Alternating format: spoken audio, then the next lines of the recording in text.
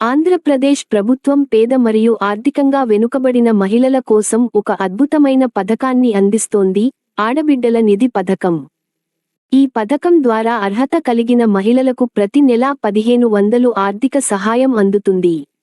ఈ వీడియోలో step by స్టెప్గా పూర్తి వివరాలు తెలుసుకుందాం. మహిళల ఆర్థిక శక్తివంతం కోసం ఈ పథకం ప్రారంభమైంది. పేద మరియు ఆర్థికంగా వెనుకబడిన మహిళలకు ప్రతి నెలా 1500 ఆర్థిక సహాయం అందించడం దీని ప్రధాన ఉద్దేశ్యం.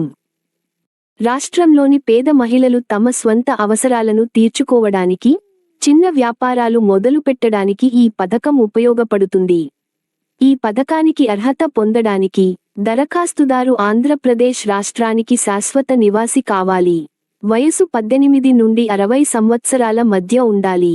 ఎస్సీ, సెయింట్, బీసీ, ఈబీసీ మరియు మైనార్టీ వర్గాలకు చెందినవారు కావాలి. కుటుంబ వార్షిక ఆదాయం ప్రభుత్వం నిర్ణయించిన పరిమితికి మించకూడదు. ప్రభుత్వం నుండి ఇంతకుముందు పెద్ద మొత్తంలో సాయం పొందినవారు అర్హులు కానే అవకాశముంది.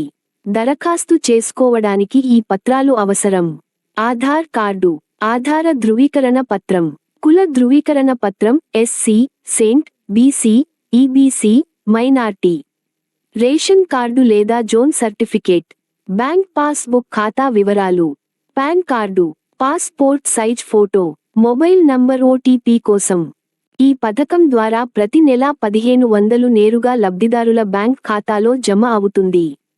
సాయం డీబీటీ డైరెక్ట్ బెనిఫిట్ ట్రాన్స్ఫర్ ద్వారా అందుతుంది.